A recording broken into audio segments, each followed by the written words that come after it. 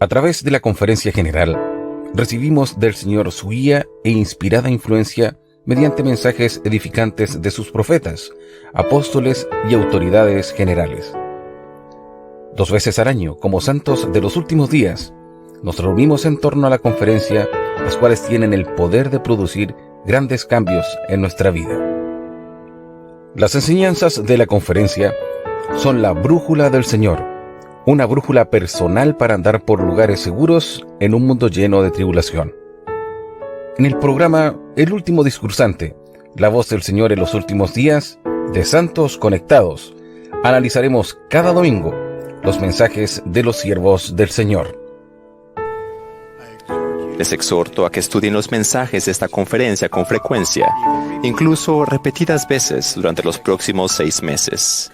Busquen determinadamente maneras de incorporar estos mensajes en sus noches de hogar, al enseñar el Evangelio, en sus conversaciones con familia y amigos, e incluso en conversaciones que tengan con personas de otras creencias.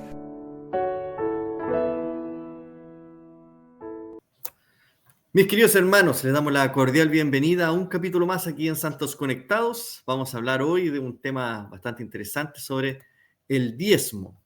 Vamos a hablar del discurso del elder Neil L. Anderson. El discurso está titulado El diezmo abriendo la ventana de los cielos. Él dijo, la ventana de los cielos se abre.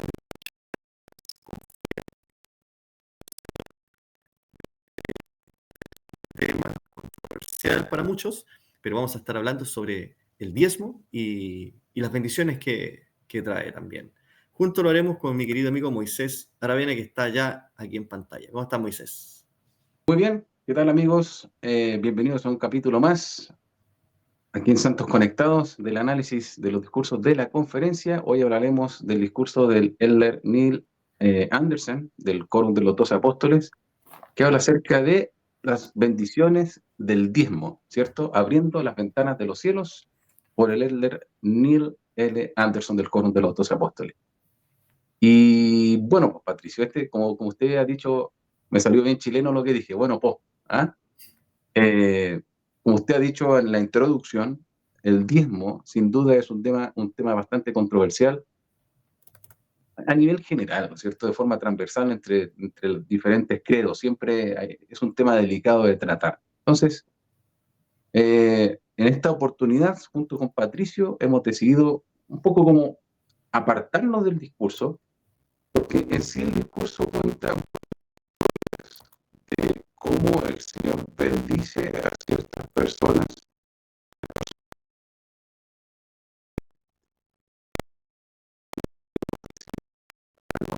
porque vamos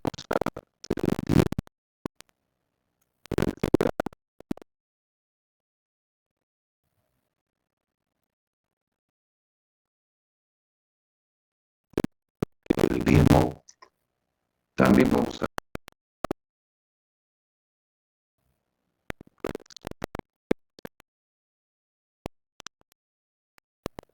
hacer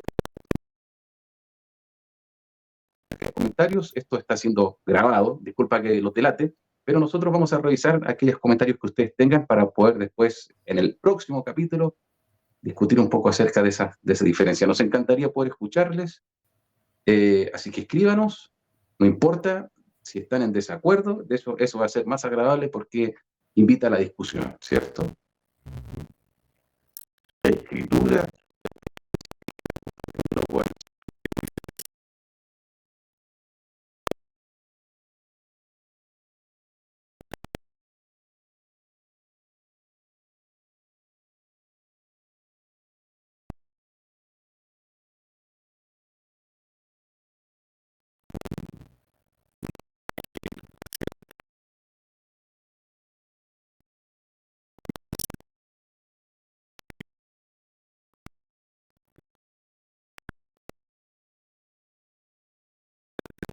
que hoy en día se hace.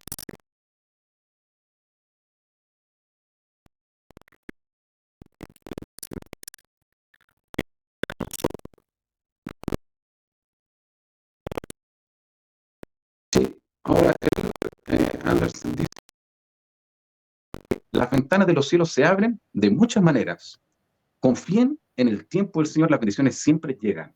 Esta frase con la que se inicia el discurso, la verdad que es súper interesante porque quienes viven la ley pueden dar testimonio de ello. Y esto me parece muy relevante porque para poder conocer al Señor, para poder saber un poco acerca de Él y cómo Él actúa, tienes que vivir sus leyes. Entonces es difícil poder hablar acerca de esta ley cuando tal vez no la has leído, se genera mucha desconfianza. ¿Y de qué manera el Señor les bendice? Sí, nosotros hemos hablado en muchas oportunidades y el profeta lo ha dicho, de que las bendiciones, o sea, la gratitud, como también es una llave para abrir las ventanas de los cielos. Aquellos que son agradecidos están listos para poder recibir más. Entonces, el dar tiene mucho sentido con el recibir en la ley de Dios, ¿sí? Porque en la ley de los hombres, el que más da, menos tiene. Claro. Sí, Moisés. Y bueno, ¿te parece que comencemos hablando de qué es el diezmo? Ya, ok. ¿Qué has pensado tú? Mira, no, mira, esto es otra cosa que ustedes tienen que saber. Nosotros no tenemos ninguna edición anterior. Uh-huh. Cada uno llega aquí con lo que tiene, así que vamos a avanzar. Si tú quieres, puedes comenzar un poco hablando acerca de qué es lo que es el diezmo. Y yo quería resaltar una de todas las historias que mencionó el elder Neil Anderson en su discurso, como gustes. Perfecto, vamos a leer entonces qué dice la definición. Dice que la Que tú vas a leer, la estás sacando de... guía del estudio para las escrituras. Ok. Perfecto. Dice, la décima parte de los ingresos anuales de una persona, la cual se entrega al Señor por medio de su iglesia. El fondo de los diezmos se utiliza para construir centros de reuniones, templos, para sostener la obra misional y para edificar el reino de Dios sobre la tierra. Eso significa, entonces, esa es la definición de diezmo que da la iglesia. ¿Podría repetir las primeras frases? Primera frase, la décima parte de los ingresos anuales de una persona, la cual se entrega al Señor por medio de la iglesia. El fondo de los diezmos se utiliza para construir centros de reuniones, templos, para sostener la obra misional y para edificar el reino de Dios sobre la tierra. Ok, entonces habla acerca de la décima parte de nuestros ingresos. Uh-huh. Ahora, la iglesia ha tratado de clarificar esto diciendo de que es nuestra ganancia, pero aún así esta palabra ganancia puede sonar demasiado ambigua para poder decidir qué es lo que realmente debo dar, Uh-huh. ¿sí? Y en muchas oportunidades se ha gestionado una especie de confusión, sobre todo con qué ganancia. Por ejemplo, cuando yo gano mi sueldo, ¿debo dar el 10% del bruto del sueldo o del sueldo líquido? Estas son algunas preguntas y confusiones que a veces en más de alguna reunión de obispados se tienen que haber generado, o discusiones entre miembros de la iglesia. Por ejemplo, otra cosa también es, si yo recibo una herencia, ¿debo dar el 10% de esa herencia que yo he recibido? O si por ABC motivo recibiera cualquier ganancia extra, me encontrara dinero, por ejemplo, ¿debiera dar una décima parte? Entonces, esto en muchas oportunidades ha generado como una discusión de que hemos dar diezmo de todo. Y aquí vamos a hablar un poco acerca de algo que no tiene mucho sentido, pero ha generado controversia entre los hermanos. Y esta pregunta ha llegado a la presidencia de la iglesia en sí, y ellos han entregado una respuesta que me gustaría poder compartir con ustedes, referente a qué es lo que yo debo realmente pagar. Y la voy a citar, Patricio, para ustedes. Dice, la primera presidencia ha respondido a esta pregunta de esta manera, o a estas preguntas. La declaración más simple que conocemos es la declaración del Señor mismo, a saber que los miembros de la iglesia deben pagar una décima parte de todo su interés anualmente, lo cual se entiende para significar ingresos. Nadie tiene justificación para hacer otra declaración que no sea esta. Esto lo encontramos en la Biblioteca del Evangelio. En otras palabras, la forma en que se definen sus ingresos y en consecuencia sus diezmos es un asunto entre usted y el Señor. Busque con oración la guía del Señor sobre asuntos como impuestos, donaciones, becas y otros asuntos para determinar qué califica como diezmo completo. ¿Me dejo entender con esto? Entonces, esta declaración es súper interesante porque yo he conocido a algunas personas que también tienen negocios, que se emplean a sí mismos. Entonces, hay personas que han dado el ingreso de la ganancia en sí total de su negocio. Pero aquellos que tienen negocios saben de que cuando tú tienes un negocio debes adjudicarte un sueldo para poder tomar eso para ti, sueldos para todo el resto, y la ganancia es lo que tú estás recibiendo. Pero, en fin, aquí yo estoy definiendo qué es lo que es ganancia y qué no. Pero lo que el Señor ha dicho a través de las autoridades de la iglesia es que este es un tema personal entre usted y el Señor. Si usted tiene dudas con respecto a si debe pagar o no sobre algo que ha recibido, entonces tiene que arrodillarse, tiene que orar y sentirse cómodo con la respuesta que el Señor le entregue. Ahora, esto no quiere decir de que va a dar el 9, va a dar el 12 o va a dar el 15. El 10% de ese ingreso es lo que usted tiene que dar.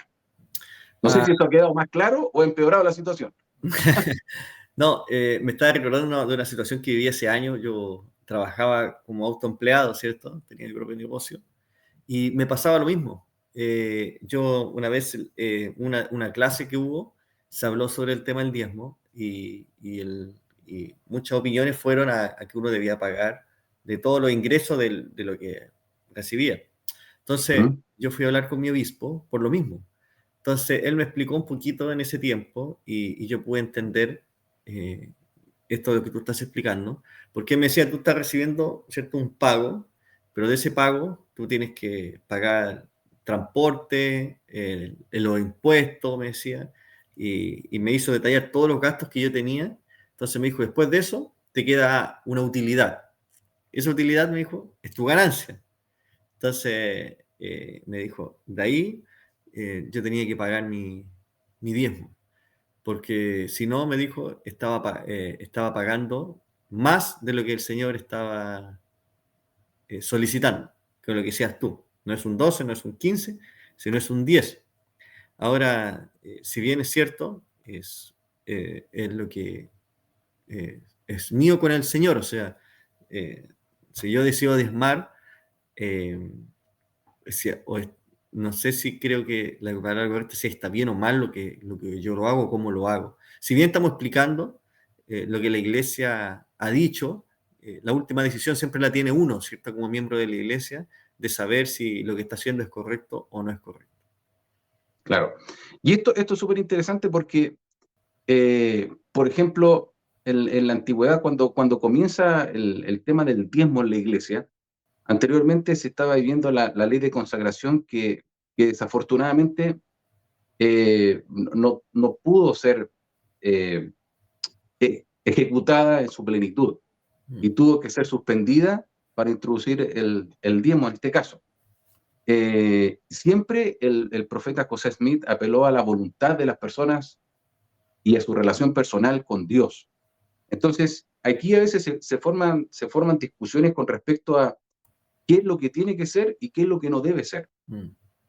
Pero el Señor, a través de nuestros líderes, nos ha invitado a volvernos al Señor y tener una relación con Él. Esto no es un tema de dinero, ¿sí? Y lo dice el Anderson en su discurso, es un tema de fe, ¿sí? Acerca de en qué lugar está nuestro Dios. Si está primero, si está segundo, si está tercero. Y yo aquí tengo que confesar algo, que he aprendido hace muy poco. Yo creía que tenía al Señor en primer lugar, pero hoy en día, o hasta hace poco, me di cuenta de que finalmente a la hora del diezmo, yo ya no lo tenía en primer lugar. De hecho, ni siquiera tenía en primer lugar mi responsabilidad financiera, me olvidaba hasta de pagar eso. Y yo no sé si pasa con algunas personas, pero, y aquí me estoy confesando frente a ustedes, pero que no salga de aquí. Usualmente mi esposa es la que se encarga de todo eso, y yo estaba como un niño prácticamente, como un hijo más, siendo administrado por ella, y hasta el día de hoy todavía lo sigo siendo. Pero entendí que cuando tú recibes tu ingreso, tu ganancia o tu sueldo, lo primero que debes hacer es sacar el 10% de esa ganancia para poder entregársela al Señor. Esto es una señal de confianza hacia nuestro Dios, de que realmente confiamos en Él y esperamos que Él nos pueda bendecir y le demostramos que realmente creemos en aquellas cosas que Él nos dice. Más que el dinero, más que todo en sí, es la intención mía de demostrarle a Dios que frente a cualquier cosa que esté aquí en la tierra, Él es el primero para mí. Sí, Moisés. Y bueno, podríamos hablar también sobre, bueno, cómo nace el diezmo para poder llegar a cómo lo pagamos hoy día. Y uno de los primeros registros que existe sobre el pago de diezmos es o que se puede entender que es un pago de un diezmo, es cuando Abel le entrega las primicias al Señor, ¿cierto?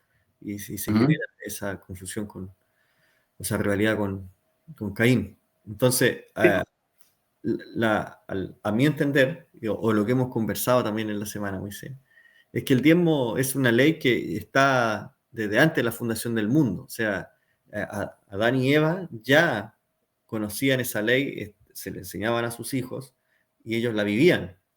Entonces, yo estuve averiguando y muchas otras culturas también lo han vivido, ¿cierto? Hasta los fenicios, los romanos, los griegos, también pagaban ese 10%, ¿ya?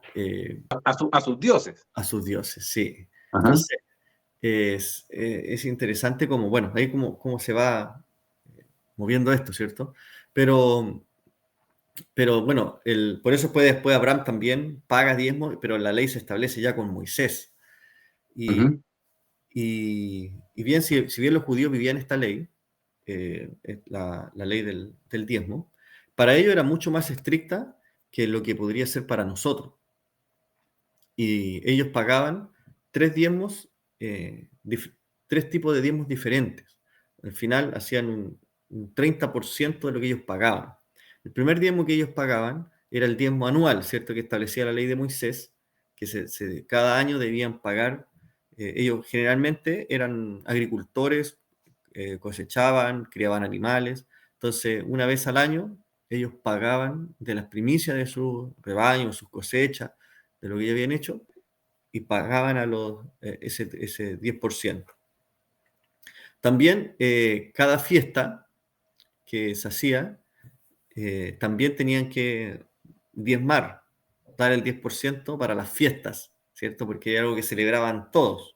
Entonces ellos contribuían a eso pagando un diezmo. Y cada 3 años pagaban otros diezmos también, pero este era para los pobres, ¿cierto? Para las viudas, los huérfanos, los pobres. Entonces ellos así, este para mí es un sistema donde Israel hacía una redistribución de la riqueza. La gente que tenía dinero, que tenía quizás plantado, tenía animales, ¿cierto? Ellos podían darle a la gente que no tenía. Y quienes a su vez no estaban obligados a pagar diezmo. La gente pobre, los huérfanos, las viudas, no diezmaban bajo la ley. Y entonces, eso les permitía que los que sí tuvieran la posibilidad pudieran ayudar a los que no tenían posibilidades. Entonces, era un Estado, el Estado de Israel, en ese tiempo como pueblo, tenían, Es una nación en sí, de hecho es una nación y esa es una gran diferencia.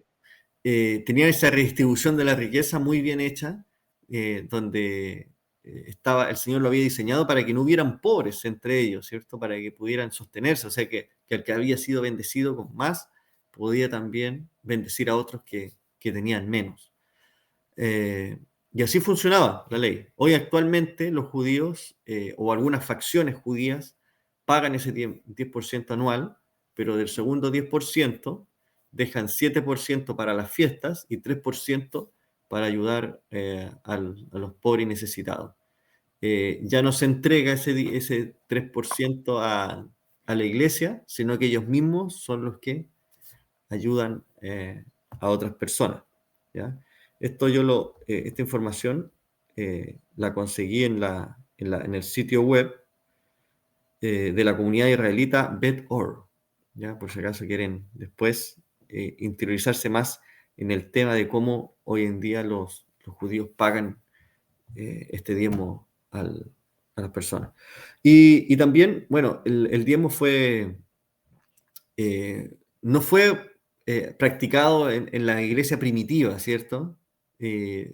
Pablo da menciones de que se daban ofrendas, no se menciona nunca el pago de diezmos, y, y una de las cosas que averigüé es en la Didaje. La Didaje es un documento histórico que ha sido validado por muchos eruditos, que tiene escritos tempranos de los años 70, 80 después de Cristo, que habla sobre las costumbres, doctrinas y prácticas que la iglesia tenía en el primer siglo, ¿ya? A pesar de que no tiene un autor, no tiene una fecha eh, eh, establecida, ni quién lo escribió, pero sí revela muchas cosas importantes de los primeros siglos que se ha podido contrastar con la escritura y con otras enseñanzas, ¿ya? Está dividido en 16 capítulos, la Didaje, y entonces,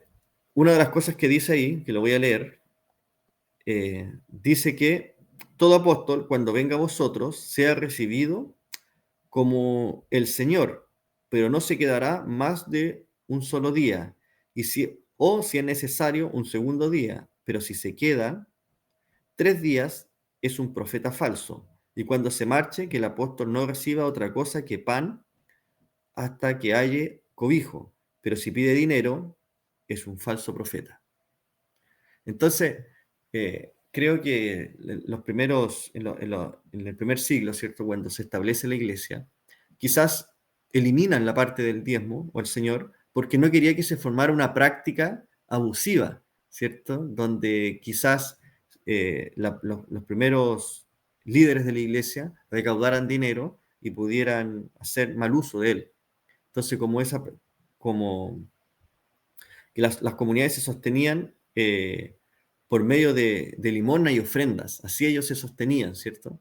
Y también lo podemos ver en el libro de Mormón, cuando sale Alma y Amulek a predicar, también vivían de esa misma manera, de la limosna y de las ofrendas que las personas que visitaran pudieran darle, que no había una retribución económica, no había un pago de dinero, nada de eso. Entonces, eh, lo que, a mi entender, lo que en el primer siglo sucede es que querían que no se aprovecharan de la buena fe de las personas, de los creyentes, entonces ni que el predicador recibiera alguna contribución económica por lo que estaba haciendo. Sí, es interesante porque esta controversia del dinero, la verdad que ha existido desde mucho tiempo. Yo quisiera regresar a lo que han mencionado desde el comienzo del pueblo de Israel, porque hay un dato súper interesante con respecto a ellos. Lo primero, que, bueno, ellos sin duda eran una nación, o son una nación. Entonces el Señor, a través de esta ley, administra, como tú dices, vamos a utilizar el término retribuir la riqueza. Básicamente lo que el Señor hacía era ayudar a las viudas, a los pobres y también sostener a los levitas que no trabajaban, que eran aquellos que estaban a cargo, ¿cierto?, de administrar los asuntos espirituales, por decirlo así, de alguna manera. Entonces ellos necesitaban sostenimiento porque no trabajaban. Ahora bien, el Señor, hay un capítulo en el Antiguo Testamento en donde Jehová pone como las cláusulas de este convenio que hace con el pueblo de Israel, con su nación, con su país. Y es súper interesante este capítulo de Deuteronomio 28 porque los primeros versículos, o sea, los primeros 13 versículos hablan acerca de todas las cosas que el Señor les iba a entregar a ellos. ¿Sí? La verdad que ellos iban a ganar todas las guerras, nunca les iba a faltar dinero, la tierra iba a dar muchísimo, iban a tener de todo prácticamente. Y ahí realmente se muestra el gran amor de Dios por su pueblo. Pero ya por el versículo 13 del capítulo 28 de Deuteronomio, ahí lo pueden revisar ustedes, porque la verdad que es una lista larga de cosas que el Señor les promete. Viene la coma y viene el sí hacen esto. Entonces los convenios siempre pactan entre dos. Yo digo esto a cambio de esto. Entonces la parte que le correspondía al pueblo era interesante, y si no lo hacían, también estaba declarado aquello que les iba a suceder. Desafortunadamente, nosotros sabemos por el resto de la historia del Antiguo Testamento que la última parte básicamente fue la que estuvo asociada a ello, la desobediencia. Así es como llegamos a un capítulo del Antiguo Testamento, bien digo, que es muy famoso y muy utilizado por nosotros para hablar acerca del diezmo, que es Malaquías. Malaquías capítulo 3.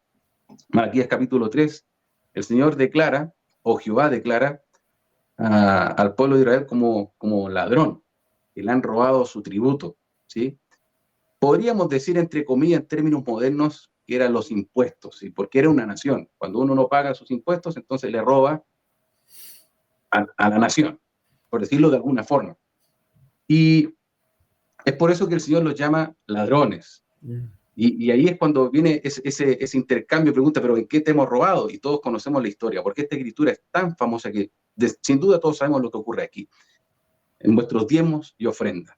Ahora, todo lo que he mencionado anteriormente, más lo que tú has mencionado, podría invitarnos a pensar de que el diezmo está totalmente asociado a la nación judía, o a la nación de Israel, bien digo, y nosotros no tenemos nada que ver con eso, porque antecedentes como los que tú has mencionado hablan de que en el Nuevo Testamento, si bien es cierto, se practicaba la ley del diezmo, porque la tradición judía venía con esto, había una especie de voluntariado de ofrendar, ¿sí? Porque para la nación israelí era una obligación.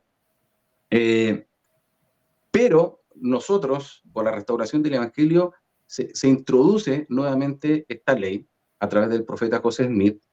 Lo interesante de esto es que, así como tú mencionabas cómo se administraba la riqueza con el pueblo judío, en los tiempos de José Smith se intentó hacer lo mismo, que era la ley de consagración. En la ley de consagración las personas entregaban todo lo que ellos tenían, todo. Entonces la iglesia tomaba esto y lo administraba. Pero era interesante también porque a veces la gente piensa que no tenían nada, pero no era tan así. Cuando yo entregaba todo, la iglesia me asignaba a mí un dominio sobre una propiedad o sobre algo que consideraba que era lo suficiente para mis necesidades. Entonces, yo era, el principio hablaba de la libertad, de la mayordomía y de la responsabilidad. Estos tres puntos eran súper importantes con la ley de consagración. Entonces yo entregaba mis bienes, la iglesia me entregaba a mí la porción que yo necesitaba y me hacía mayordomo de esa porción, me entregaba un título de dominio, por lo tanto yo era dueño, y a fin del año yo tenía que entregar todo el excedente de aquellas cosas de mi producción.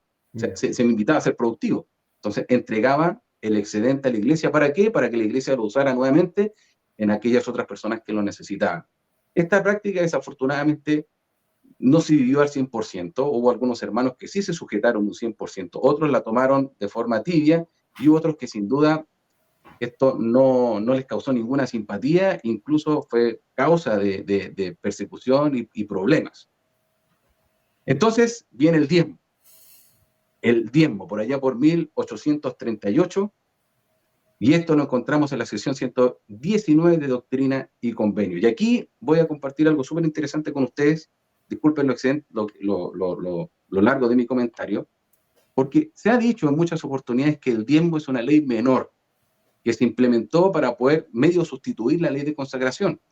Pero la sección 119 de Doctrina y Convenio, donde se establece el diezmo y qué es lo que es el diezmo, en ningún momento se habla de que es una ley menor, sino que dice que es una ley perpetua. Voy a citar algunos versículos. ¿Te parece, Patricio? Tele. No sé si quieres decir algo entre medio. De ahí lo voy a decir. Ok. Bien, entonces el Señor dice lo siguiente en la sección 119 de Doctrina y Convenio. Dice, de cierto, así dice el Señor, requiero que todos sus bienes sobrantes se pongan en manos del obispo de mi iglesia de Sión, para la construcción de mi casa, para poner el fundamento de Sión, para el sacerdocio y para las deudas de la presidencia de mi iglesia. La iglesia había contraído demasiadas deudas en esa época. Y este será el principio del diezmo de mi pueblo. O sea, al comienzo está pidiendo lo sobrante, porque era la tradición que ellos traían, o el principio que ellos traían de la ley de consagración. O sea, entreguen todo la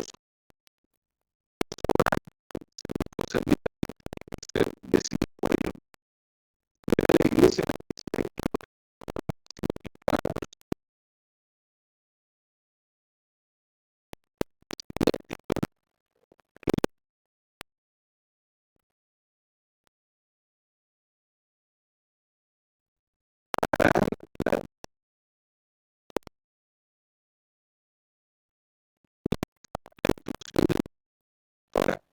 Y esta les será por ley fija para siempre para mi sacerdocio, dice el Señor. Entonces, esto no es una ley menor, ¿sí? De cierto os digo, acontecerá que todos los que se reúnan en la tierra de Sión serán diezmados de todas sus propiedades sobrantes y observarán esta ley y no serán considerados dignos de pertenecer entre vosotros. Entonces ahí hay una advertencia para aquellos que no lo hacían. Entonces, todo lo anterior podría hacerme pensar de que el diezmo no es algo que tiene que ver con nosotros, pero el diezmo comienza aquí. En 1838, a través del profeta José Smith, se introduce la ley del diezmo. Entonces, nosotros tenemos a José Smith como profeta, vidente, revelador. Este es un mandamiento para nosotros. El diezmo comienza para nosotros aquí. Malaquías es una escritura muy interesante que muestra cómo el Señor trabaja con su pueblo y nos muestra cómo Él puede bendecirnos, cómo lo hizo con el pueblo de Israel. Dios siempre ha sido el mismo. Entonces, ¿nos podríamos atribuir esas bendiciones a nosotros hoy en día? Desde mi punto de vista, aunque no lo diga Doctrina y Convenios, yo digo que sí, porque Dios siempre ha sido el mismo. Sí, Moisés. Y voy a tomar dos cosas que tú dijiste. Uno, de la fe. Hablaste de que no era un tema el diezmo no era un tema de dinero, sino un tema de fe. Y voy a tomar también lo que hablaste sobre Malaquías, ¿cierto? Malaquías es una escritura muy conocida, ¿cierto? Muy citada por los miembros, por la iglesia, por todo. Pero me gustaría citar dos versículos de Malaquías, ya que son el 10 y el 11, porque me parece interesante con respecto a lo que significa para nosotros, o lo que debería significar para nosotros pagar un diezmo. Y en segundo lugar, lo voy a relacionar luego con la historia que tú vas a contar sobre el pago del diezmo, ¿ya? Voy a tomar de estas dos cosas para poder hacer un comentario. Entonces voy a leer estos dos versículos que están ¿cómo se llama esto? En Malaquías, capítulo 3, versículo 10 y 11. Dice: traed todos los diezmos al alfolí, y hay alimento en mi casa, y probadme en esto ahora, dice Jehová de los ejércitos. Si no, os abriré las ventanas de los cielos, y derramaré sobre vosotros bendiciones hasta que sobreabunde. Y reprenderé también por vosotros al devorador, y no destruirá el fruto de la tierra, ni vuestra vid en el campo será estéril, dice Jehová de los ejércitos. Me gusta mucho, es una escritura de la cual he aprendido bastante en el tiempo. Una de las cosas que me gusta es que hace una invitación, ¿cierto? Traer todos los diezmos. Claro, ¿cierto? Esa es la invitación, trae los diezmos al alfolí. Luego dice: probarme en esto ahora. Y esta parte me gusta porque yo creo que el Señor siempre nos hace como un desafío, ¿cierto? O sea, probadme en esto. O sea, ¿quieres saber si realmente te puedo bendecir? Si realmente esto va a traer una bendición en tu vida, bueno, pruébalo. Entonces, yo creo que esa es la mejor manera de saber si un mandamiento es de Dios o no es de Dios, ¿cierto? Cuando uno prueba realmente, porque mucha gente está contra el diezmo, gente que no está en la iglesia, hay gente que incluso que puede participar de la iglesia y pensar de que no debería estar pagando, ¿cierto? Que eso ya pasó, que en el Nuevo Testamento no lo menciona, que podríamos justificarlo de muchas maneras de por qué no debería pagarlo. Pero el Señor dice: hace un desafío, probarme en esto ahora. Y luego da la bendición, ¿cierto? O la promesa, que dice: abriré las ventanas de los cielos y derramaré bendiciones hasta que sobreabunde. Entonces, me gusta porque trae estas tres cosas, ¿cierto? Que es la invitación, el desafío y la promesa. Y creo que eso hace que sea interesante el por qué deberíamos pagarlo. Porque si bien hay una invitación, hay un desafío, pero en ese desafío está en juego la fe. O sea, si yo no tengo fe, no voy a aceptar ese desafío.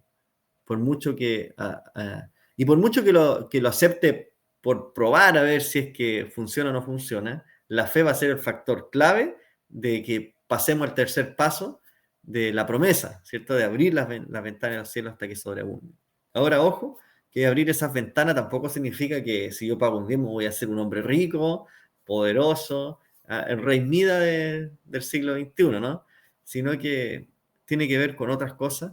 Lo vamos a ver con la historia, voy a profundizar más sobre eso y que luego vamos a analizar.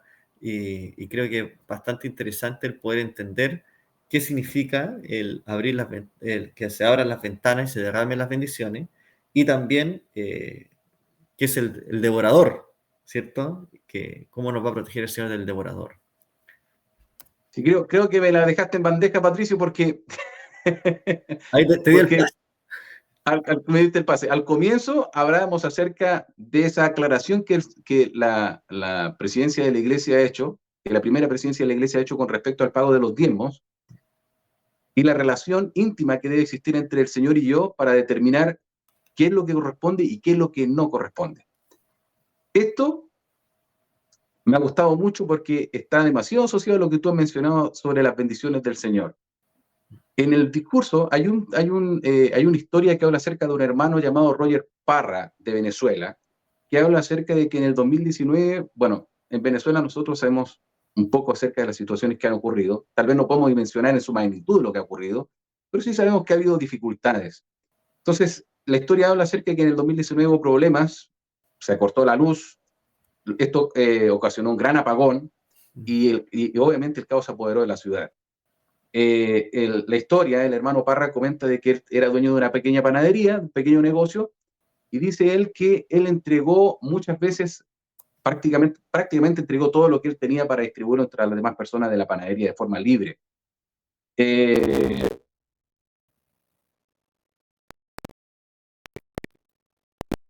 Pagó a los que quería,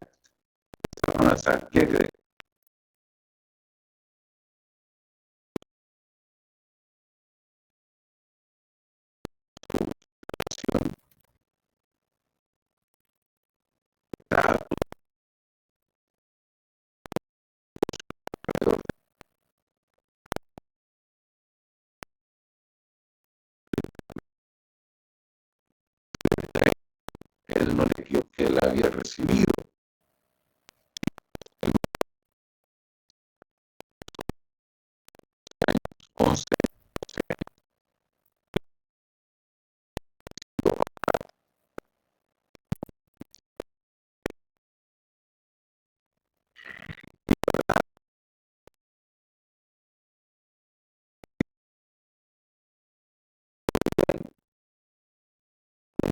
En una situación de aprieto y podían invitarnos a autocuestionarnos.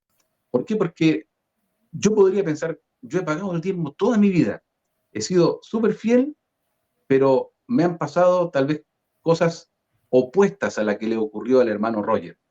¿Realmente estoy siendo digno en esto? ¿O soy indigno? ¿O él fue más digno que yo? Entonces, a veces, no está mal contar estas historias. Yo no estoy haciendo una crítica porque me parece súper bien. El Señor, y aquí es donde este es el punto, el Señor bendijo a este hermano de esta forma. Esa es la relación que el Señor tiene entre él y este hermano. La relación que yo tengo con Dios puede ser diferente. ¿Sí? A veces nosotros nos preguntamos por qué, por ejemplo, el profeta Nefi tuvo que pasar toda la adversidad que tuvo cuando era la voluntad del Señor que saliera a Jerusalén. Podría haber tenido la vida un poco más cómoda. De hecho, cuando el Espíritu del Señor le dice que mate a Labán, yo siempre he pensado, de paso podría haber matado a Labán y Lemuel porque generaron tantos problemas, que de paso podría haber también, pero no, el Señor quería buscar ese grupo de personas que necesitaban entonces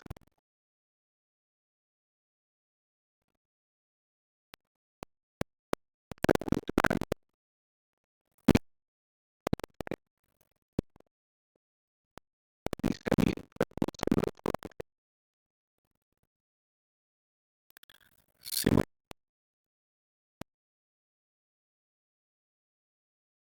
Si bien es cierto lo que tú estás diciendo, ¿eh? Porque puede generar esa confusión en las personas de creer que no merecen ser bendecidas o no están haciendo bien. Pueden haber cuestionamientos con respecto al pago del diezmo. Pero hay una cosa que yo he entendido.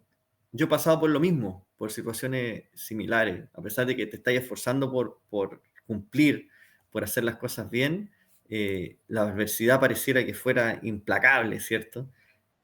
Más intensa, sí. Yo he quebrado financieramente, hemos perdido con mi esposa todos nuestros bienes, posesiones, y uno se pregunta, bueno, ¿habré hecho algo mal?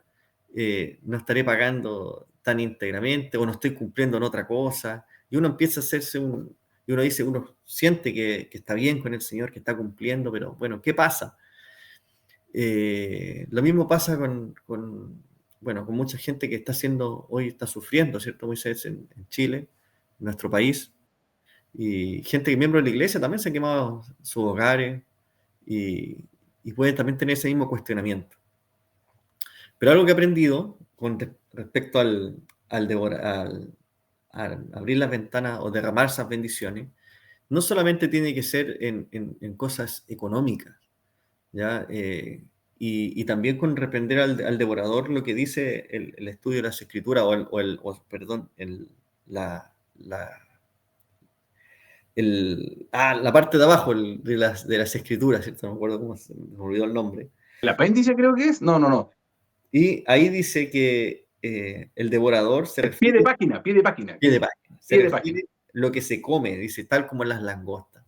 Ajá. Entonces, la langosta, si bien es cierto, son una plaga que en la época de José Smith era muy famosa, que arrasaran las plagas de langosta, los cultivos, y arrasaran con todo. Lo que nunca va a poder arrasar el devorador, ya sea quien sea el devorador, sea la langosta, sean las deudas bancarias, sea Hacienda, ¿cierto? Quien sea el devorador, nunca nos va a poder quitar algo, que es nuestra inteligencia. El Señor también nos bendice no solamente cuando dice abriré las ventanas de los cielos y derramaré bendiciones hasta que sobreabunde. No solamente está hablando de esa bendición de dinero. No quiere decir que yo pago 100 y me devuelve, el Señor me va a dar 200, ¿cierto? Sino que también me da inteligencia. Y cuando nosotros tenemos la guía del Espíritu, nosotros también podemos discernir y tomar buenas decisiones. Entonces, para mí, yo pude haber perdido todo, pero me logré levantar y estar mejor de lo que había estado antes. Y eso es porque creo que todos tenemos una inteligencia.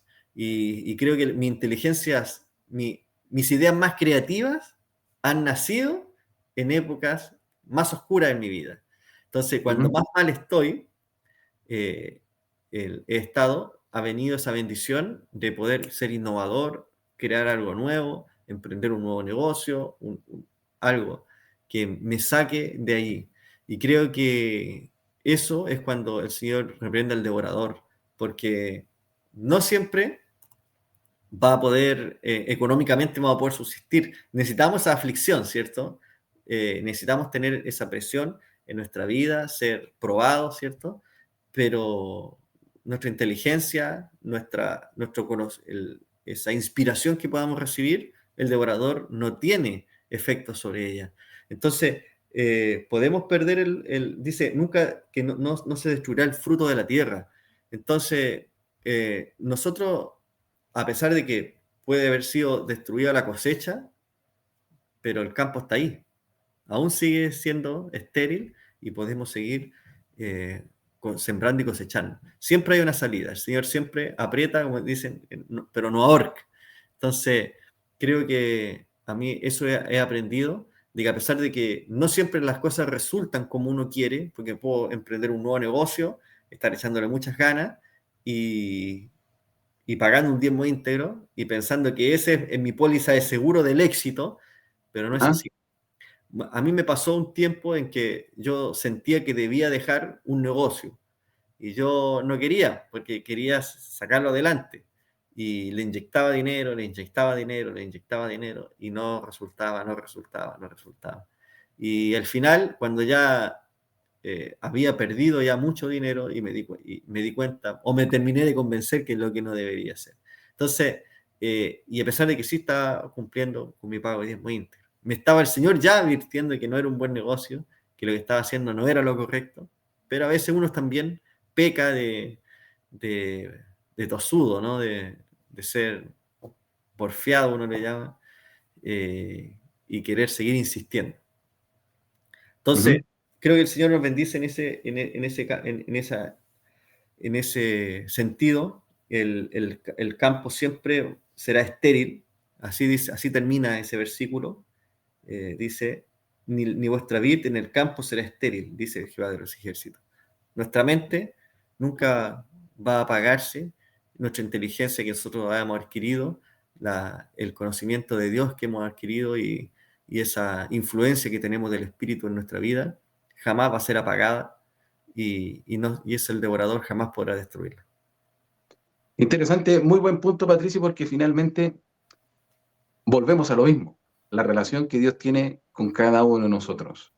Él sabe realmente cuánto es lo que nosotros podemos, y en muchas oportunidades a veces la aflicción es la forma de poder hacer que el Señor tiene de poder ayudarnos a descubrir realmente quiénes somos. Y a otros se les bendice de otra forma, pero no es porque sean mejores o peores, sino porque hay intimidad entre el Señor y nosotros. Él nos conoce perfectamente. El amor de Él, aunque nosotros no lo queramos, está disponible para todos nosotros. Él nos ama a todos. Lo recibamos o no lo recibamos. Entonces, me ha encantado esto que has hablado acerca de esta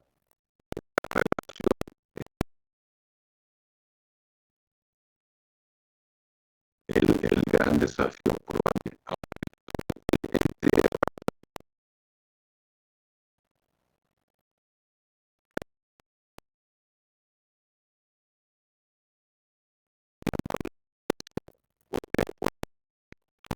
realizar.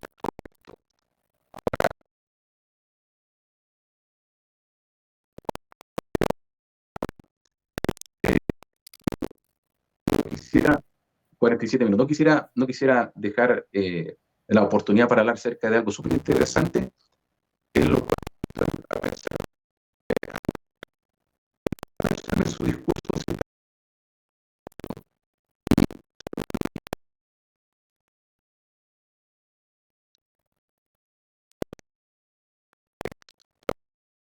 De Dios.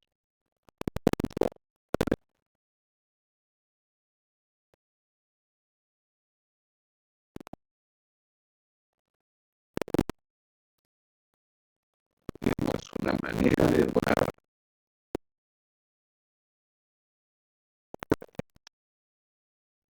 Mencionamos caso personal.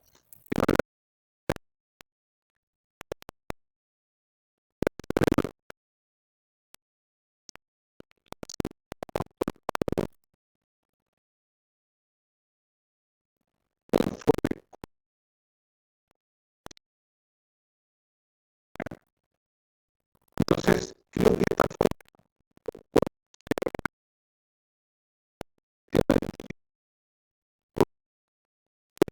se entiende las cosas de los otros.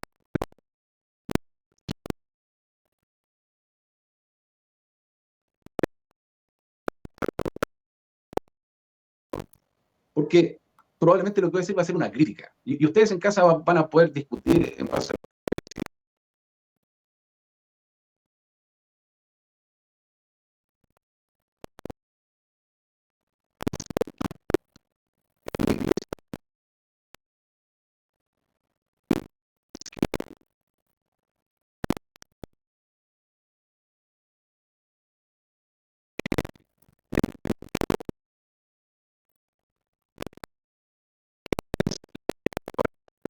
el templo.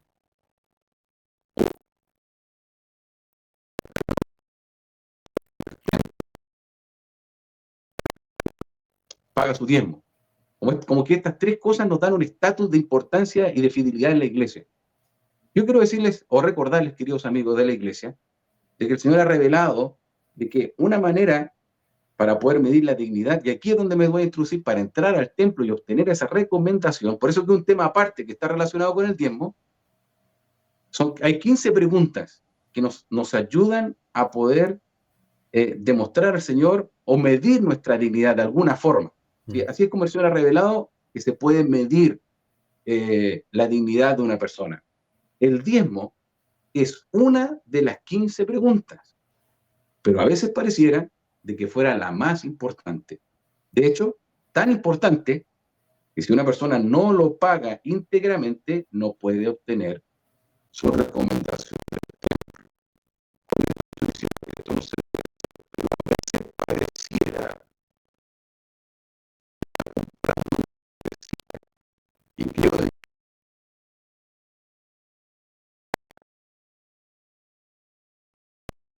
distancia ha invitado a muchos miembros de la iglesia a olvidarse del resto, ¿sí? Entonces, por ejemplo, yo estaba revisando las preguntas del diezmo y leí parte del manual de preparación para el templo para aquellos que quieran recibir una recomendación. Patricio, la voy a leer. Por favor. Pero cuando yo la leí, yo no sé si cualquier persona califica, ¿ya? Pero hay una pregunta que es la pregunta número 6, ¿ya? Antes de leer lo que dice. La pregunta número 6 dice, ¿es honrado, es honesto en sus tratos con sus semejantes? Esta pregunta, la verdad que me ha hecho pensar mucho. Y me ha hecho pensar a mí mismo, ¿soy honesto conmigo? ¿Soy honesto con mi esposa? ¿Soy honesto con mis hijos? ¿Soy honesto con las personas que trabajo? ¿Soy honesto en mi entorno? Porque, de hecho, esta pregunta nos dice, se esfuerza por ser honesto. Dice, es honesto en su trato. Como otras que dice, se esfuerza por vivir. Entonces, yo no sé qué porcentaje de miembros de la iglesia puede responder esta pregunta, que bueno, pero la diferencia con el diezmo es que aquí no se puede medir. ¿Sí? El diezmo, tú puedes ver un registro de pagos y cosas por el estilo, pero tú no puedes ver un registro de tu honestidad. Entonces creo que por eso a veces se le restan ciertas importancias a algunas preguntas para poder recibir la recomendación del templo. Queridos amigos, los que deseen una recomendación deben asistir fielmente a las reuniones sacramentales del sacerdocio y otras reuniones de la iglesia, y deben cumplir concienzudamente con los llamamientos que se les asignen a través de la autoridad del sacerdocio. Asimismo, quienes deseen obtener una recomendación deben esforzarse por cumplir todos los mandamientos del Señor.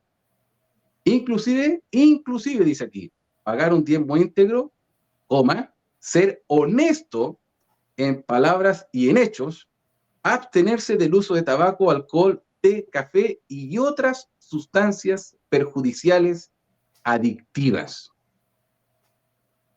¿Menciono una? No, mejor que no. no puede sancionar, no voy a mencionar esa bebida que todos conocemos. Bien, deben llevar vidas puras y virtuosas y obedecer la ley de castidad del Señor, la que prohíbe las relaciones sexuales con cualquier otra persona que sea el cónyuge con que se encuentre legítimamente casado. La relación con otros miembros de la familia debe estar de acuerdo con los principios del Evangelio, tanto en el aspecto espiritual como en el aspecto físico. Además, no deben estar involucrados en ningún tipo de abuso espiritual, físico, mental o emocional.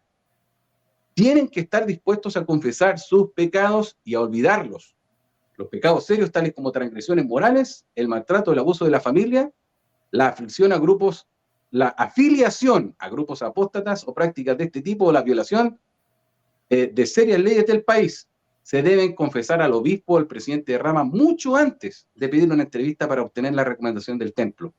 Si hubiera algo en particular que les esté perturbando la conciencia, la cual es la luz de Cristo, no saben si deben o no hablar con el obispo o el presidente de rama, entonces lo más probable es que deben hacerlo. Y sigue. Entonces, ¿por qué he querido leer esto? Queridos hermanos, porque el maravilloso principio del diezmo, que ya hemos analizado, lo poderoso que puede ser vivir este principio, este mandamiento en su vida, bien digo, este mandamiento en su vida, y las bendiciones que pueden resultar de esto entre la relación de Dios y tú. Desafortunadamente, algunos de nosotros, tal vez especialmente los líderes, hemos banalizado el diezmo como prácticamente la única cosa que nos da la dignidad para poder obtener una recomendación para el templo, lo cual es falso. Aquí ya he leído algunas cosas, una lista determinada de aspiraciones que debe tener un candidato. Se espera que todos nosotros podamos llegar al templo. Y este manual, que está en la aplicación de la Secretaría, vamos a dejar todo esto después ahí en los links del video, para que lo puedan revisar.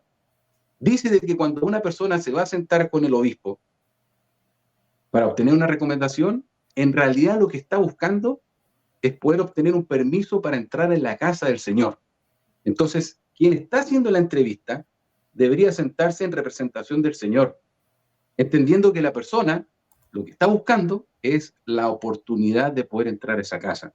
En muchas oportunidades, queridos amigos, hemos sido, como líderes, demasiado tajantes con el principio del pago del diezmo, pero a veces hemos sido débiles con el otro resto de las preguntas. Pienso dos cosas, que si nos ajustamos a lo que está escrito, restamos la participación del Señor y de su Espíritu en esa entrevista. Entonces, con esto no estoy diciendo de que aquellos que no paguen el diezmo son bienvenidos en el templo. Vuelvo al principio. Cuando yo me siento en esa entrevista, me siento frente al representante del Señor, y el que se está sentando para entrevistar representa al Señor. Por ende, tiene que darle espacio al Espíritu para que el Señor sea quien apruebe o desapruebe esa recomendación. No sé si entiendes para dónde quiero llegar. Sí. Es probable de que el Espíritu diga, porque lo que el Señor siempre ha querido es que nosotros entremos a su casa. Él quiere eso. Él busca que lo hagamos. Puede ser que el Espíritu sea flexible con algunas cosas en la entrevista y le permita obtener una recomendación para el templo a esa persona en esa entrevista con un seguimiento posterior, ayudando a la persona. Porque eso es lo que el Señor quiere. Entonces, si somos tan tajantes con una sola ley, porque el manual dice eso, deberíamos ser tajantes con todas las otras. ¿Me dejo entender?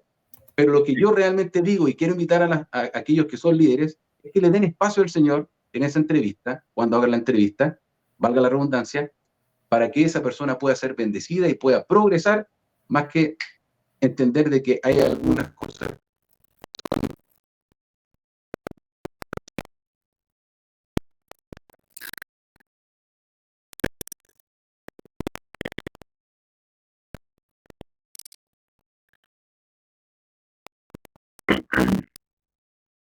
En la entrevista, porque es algo que podemos cuantificar, ¿cierto? Es algo que podemos, como decías tú, comprobar. Hay un registro, hay algo.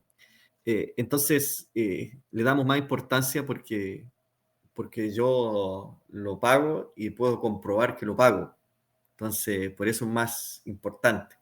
En cambio, otros mandamientos no lo puedo cuantificar ni demostrar, entonces deja de perder un poco importancia con respecto a lo que yo puedo demostrar, y quizás, creo que en esto también va a jugar mucho el orgullo, ¿cierto?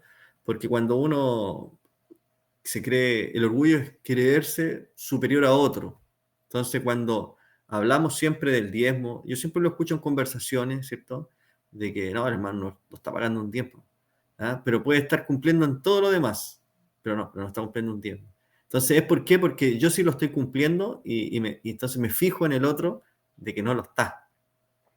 Entonces, creo que si bien todo lo que sale en esas preguntas son importantes, el diezmo es lo único que yo puedo cuantificar.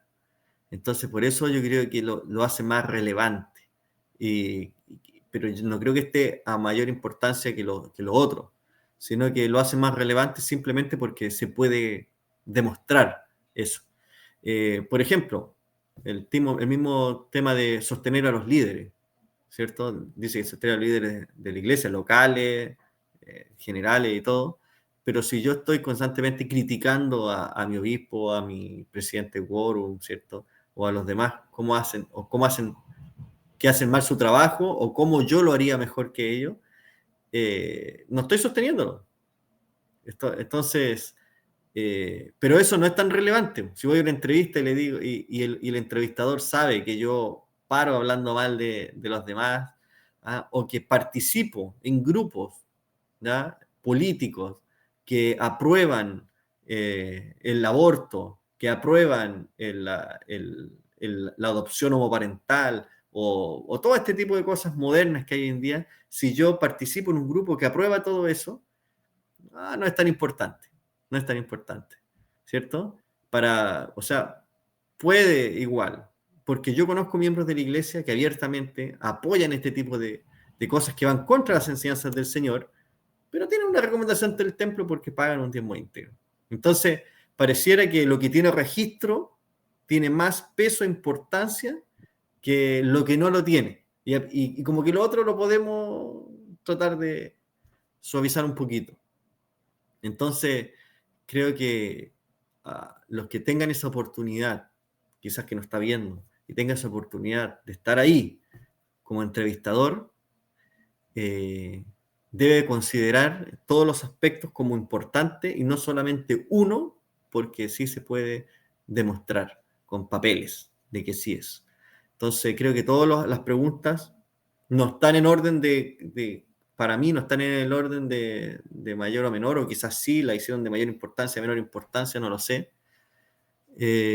Pero creo que cada una de ellas es importante. Y de hecho para mí la más difícil es la última, porque habla sobre mí y creo que penetra más profundamente sobre mí. Entonces, creo que todas las preguntas que están ahí son tan importantes como pagar un diezmo íntegro. Sí. Patricio, yo quería hablar acerca de este principio. Te invito en casa a hacer tus comentarios, desacuerdos o acuerdos. Puedes citar escritura, me encantaría poder escuchar eso y leerlo.